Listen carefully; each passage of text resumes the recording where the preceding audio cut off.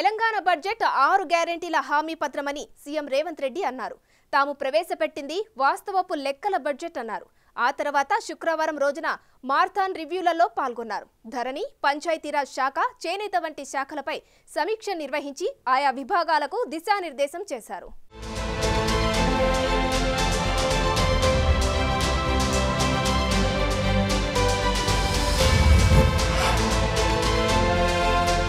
Telangana budget విజనరీగా 5 ఏళ్ల పాలనకు బేస్గా ఉందని సీఎం రేవంత్ రెడ్డి జూలై 25న అన్నారు. తమ బడ్జెట్ 6 గ్యారంటీలకు హామీ పత్రమన్నారు. ఆర్భాటపు అంకెలు కాదు, వాస్తవపు లెక్కల బడ్జెట్ ఇది అని గుర్తు చేశారు. ప్రజల ఆకాంక్షలు, రాష్ట్రాభివృద్ధి, పేదల సంక్షేమాన్ని సమన్వయం చేసుకుని రూపొందించిన బడ్జెట్ ఇది అని సీఎం రేవంత్ ట్వీట్ చేశారు. కేంద్రం వివక్ష, గత ప్రభుత్వ ఆర్థిక విధ్వంసాల మధ్య తెలంగాణ ఆకాంక్షలు నెరవేర్చేలా ఈ బడ్జెట్ను రూపొందించిన డిప్యూటీ సీఎం భట్టికి, వారి టీంకు సీఎం అభినందనలు తెలిపారు.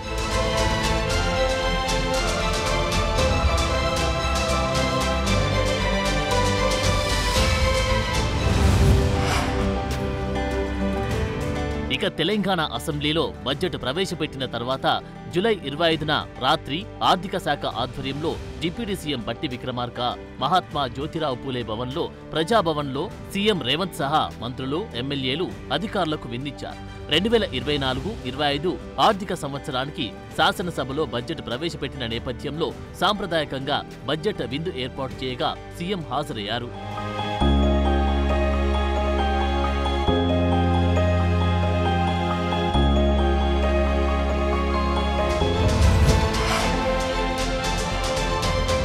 ఇక CM Revanth Reddy schedule July 26న చాలా బిజీగా గడిచింది.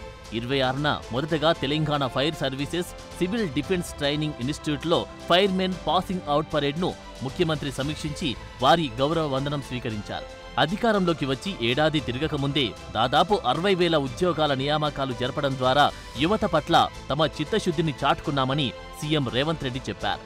ప్రజా ప్రభుత్వం ఏర్పడిన తొలి 90 రోజుల్లో 30,000 ఉద్యోగాలకు నియామక పత్రాలు అందించామని, ఆ తర్వాత డిఎస్సి, గ్రూప్ 1, గ్రూప్ 2, గ్రూప్ 3 లాంటి వివిధ శాఖల్లో ఖాళీలైన మరో 30,000 ఉద్యోగాల భర్తీకి నోటిఫికేషన్లు జారీ చేసి పరీక్షలు నిర్వహిస్తున్నామని సీఎం గుర్తు చేశారు.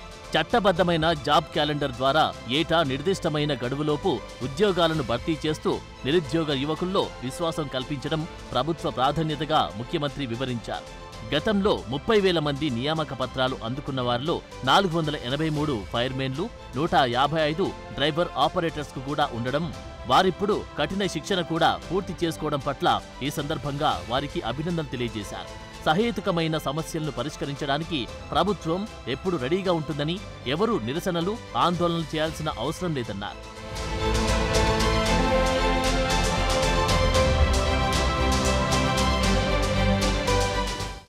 ఇవాళ మా ప్రభుత్వం తీసుకుంటున్న కార్యక్రమాలు కొంతమంది విద్యార్థులు అక్కడక్కడ పరీక్షలు వాయిదా వేయమని కొన్నిసార్లు మాట్లాడుతున్నారు. మీరు ఏదున్నా నిరసన తెలపాల్సిన అవసరం లేదు, ఆందోళన చేయాల్సిన అవసరం అంతకంటే లేదు. మంత్రులు ఎప్పుడు అందుబాటులో ఉంటారు. మంత్రులను కలవండి, విజ్ఞప్తి చేయండి. ఉన్నతాధికారులను కలవండి, విజ్ఞప్తి చేయండి. తప్పకుండా మీరేమైనా సహేతుకమైన సమస్యను ఈ ప్రభుత్వం దృష్టికి తీసుకొస్తే ఆ సమస్యని పరిష్కరించడానికి మీ అన్నగా, రేవంత్ అన్నగా ఎప్పుడు మీ పట్ల నిబద్ధతతో పనిచేస్తా అని చెప్పి నేను ఈ సందర్భంగా తెలియజేస్తున్నాను.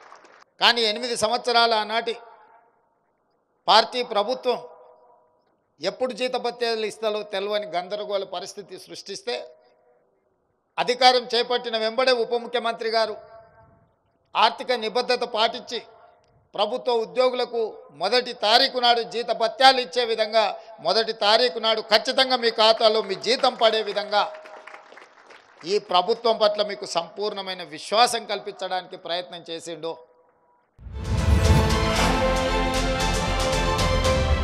జూలై 26నే సెక్రటేరియట్లో పంచాయతీరాజ్ శాఖపై సీఎం రివ్యూ చేశారు. స్థానిక సంస్థల ఎన్నికల ప్రక్రియను వేగవంతం చేయాలని అధికారులను ఆదేశించారు. ఎన్నికల ప్రక్రియ ప్రారంభించడానికి ఉన్న ఆటంకాలు ఏమిటని ముఖ్యమంత్రి ప్రశ్నించారు. కేంద్ర ఎన్నికల సంఘం నుంచి రాష్ట్ర ఎన్నికల సంఘానికి కొత్త ఓటర్ల జాబితా రావాల్సి ఉందని ఈ సందర్భంగా అధికారులు తెలిపారు. అందుకు ఎంత టైం పడుతుందని సీఎం ప్రశ్నించారు.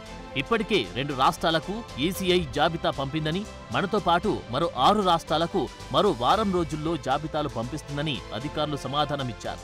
జాబితా రాగానే వెంటనే పంచాయతీ ఎన్నికల ప్రక్రియ ప్రారంభించాలని సీఎం రేవంత్ ఆదేశించారు. వారంలోపే ఆయా స్థానిక సంస్థలకు తగినట్లు ఓటర్ల జాబితాలు రూపొందించాలన్నారు. రిజర్వేషన్లకు సంబంధించి బీసీ కమిషన్ సైతం నిర్దిష్ట గడువులోగా తమ నివేదికను ప్రభుత్వానికి సమర్పించాలని ఆదేశించారు.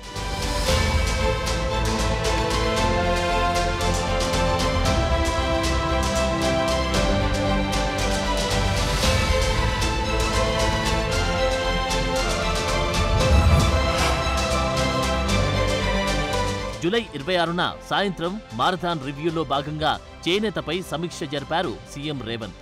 Telangana handloom weavers cooperative society లిమిటెడ్పై రివ్యూలో భాగంగా హ్యాండ్లూమ్స్, పవర్లూమ్ కార్మికులకు ఉపాధి కల్పించేందుకు చర్యలు తీసుకోవాలని అధికారులకు సీఎం సూచించారు. ఆగస్టు 15 తర్వాత అన్ని విభాగాల్లో యూనిఫామ్ ప్రొక్యూర్ చేసే వారితో సమావేశం నిర్వహించే ఏర్పాట్లు చేయాలన్నారు సీఎం. ఆర్టీసీ, పోలీస్, హెల్త్ విభాగాల్లోనూ ప్రభుత్వ సంస్థల నుంచే క్లాత్ ప్రొక్యూర్ చేసేలా చర్యలు తీసుకోవాలన్నారు సీఎం రేవంత్. దీంతో కార్మికులకు మరింత ఉపాధి కలుగుతుందని సీఎం ఆశాభావం వ్యక్తం చేశారు. మహిళా శక్తి గ్రూప్ సభ్యులకు బెస్ట్ క్వాలిటీతో డ్రెస్ కోడ్ కోసం ప్రత్యేక డిజైన్ రూపొందించే అంశాన్ని పరిశీలించాలన్నారు ముఖ్యమంత్రి. నిజమైన కార్మికుడికి లబ్ధి చేకూరేందుకు అవసరమైన అన్ని చర్యలు తీసుకోవాలని సీఎం అధికారులను ఆదేశించారు.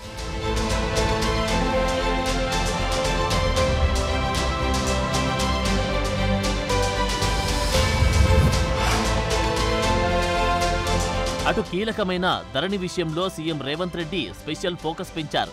ధరణి సమస్యలకు ఇక శాశ్వత పరిష్కారం దిశగా అడుగులు వేయాలన్నారు. ఇందుకోసం ప్రజల నుంచి సలహాలు, సూచనలు స్వీకరించాలన్నారు. విస్తృత సంప్రదింపులు, అఖిలపక్ష భేటీ తర్వాతే కొత్త చట్ట సమస్యల అధ్యయనానికి పైలట్ ప్రాజెక్టుగా ఓ మండలాన్ని ఎంపిక చేయాలన్నారు. ఇక ధరణితో తలెత్తుతున్న సమస్యలకు శాశ్వత పరిష్కారానికి మరింత లోతుగా అధ్యయనం చేయాలన్నారు. భూ సమస్యలు నానాటికి ఎక్కువవుతూ ఉండడంతో సమగ్ర చట్టం రూపొందించాల్సి ఉందన్నారు. ఒకప్పుడు గ్రామ స్థాయిలోనే అందుబాటులో ఉండే రికార్డులు చట్టాల మార్పుతో క్రమంగా మండల కేంద్రానికి, తర్వాత జిల్లా కేంద్రానికి, రాష్ట్ర స్థాయికి వెళ్లిపోయాయన్నారు సీఎం. గతంలో భూ సమస్యల పరిష్కారానికి అప్పీలు చేసుకునే అవకాశం ఉండేదని, ధరణితో గ్రామ, మండల స్థాయిలో ఏ సమస్యకు పరిష్కారం లేకుండా పోయిందన్నారు. అన్ని అధికారాలు జిల్లా కలెక్టర్కు అప్పజెప్పారన్నారు. భూ సమస్యల పరిష్కారానికి విస్తృత స్థాయి సంప్రదింపులు చేపట్టాలని, ప్రజల నుంచి సలహాలు, సూచనలు స్వీకరించి అఖిలపక్ష భేటీ ఏర్పాటు చేసి అందరి అభిప్రాయాలతో సమగ్ర చట్టం తీసుకురావాల్సి ఉందని సీఎం అభిప్రాయపడ్డారు. అవసరమైతే వీటన్నిటిపై శాసనసభలో చర్చించి తుది నిర్ణయం తీసుకుంటామని చెప్పారు.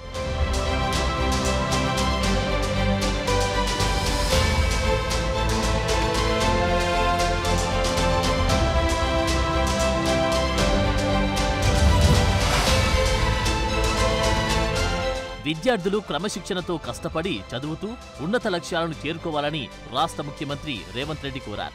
జడ్చర్ల ఎమ్మెల్యే అనిరుద్ రెడ్డి ఆధ్వర్యంలో సమకూరుస్తున్న సర్కారు బడులు, కళాశాలల 27,000 మంది విద్యార్థులకు షూ పంపిణీ కార్యక్రమాన్ని ముఖ్యమంత్రి రేవంత్ రెడ్డి జూలై 26న హైదరాబాద్లో లాంఛనంగా ప్రారంభించారు.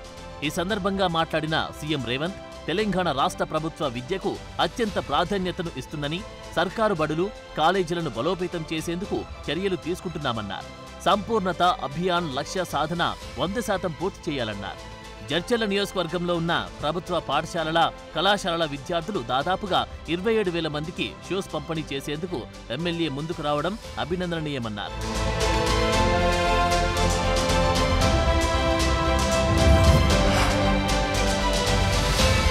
తెలంగాణ బడ్జెట్పై అసెంబ్లీలో చర్చ సందర్భంగా సీఎం రేవంత్ రియాక్ట్ అయ్యారు. ప్రతిపక్షాల ప్రశ్నలకు సూటిగా కౌంటర్లిచ్చారు. గత 10 ఏళ్లలో ఆర్థిక విధ్వంసం ఎలా కొనసాగిందో వివరించారు. కాంగ్రెస్ ప్రభుత్వం కట్టిన ఓఆర్ఆర్ను తెగనమ్మిన పరిస్థితిని, గొర్రెల స్కామ్లో 700 కోట్లు స్వాహా చేసిన విషయాన్ని, కాళేశ్వరం, బతుకమ్మ చీరలు అన్నిటిలోనూ చేసిన దోపిడిని వివరించారు.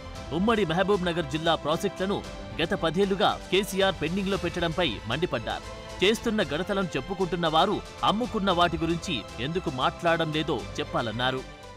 రంగారెడ్డి జిల్లాలో ఉన్న ఆస్తులు అమ్ముకుంటారు. ఇవాళ చేవెళ్ల ప్రాజెక్టును మొత్తం నిర్వీర్యం చేసి ఇంకా సిగ్గు లేకుండా ఈడికొచ్చి మేము వెలుగబెట్టినామని ఇవాళ ఈడికొచ్చి మాటలు చెప్తుండ్రా. కాంగ్రెస్ పార్టీకి పోయినసారి 19 మంది ఎమ్మెల్యేలు ఉంటే 5 మంది 6 మంది అని ఎట్లా లెక్కలు చెప్తాడు అధ్యక్ష?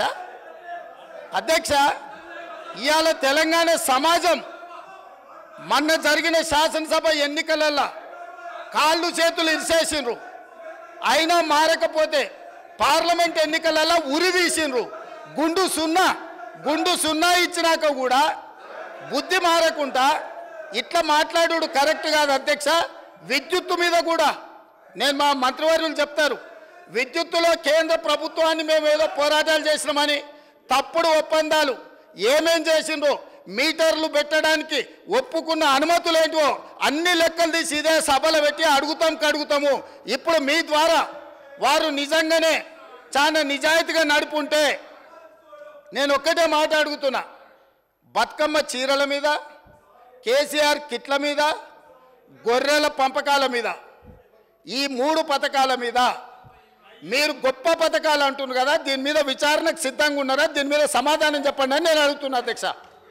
సో ఓవరాల్ గా ఈ వారం అసెంబ్లీ సెషన్లో ప్రతిపక్షాలకు కౌంటర్లు, వరుస రివ్యూలతో స్పీడ్ పెంచారు సీఎం రేవంత్.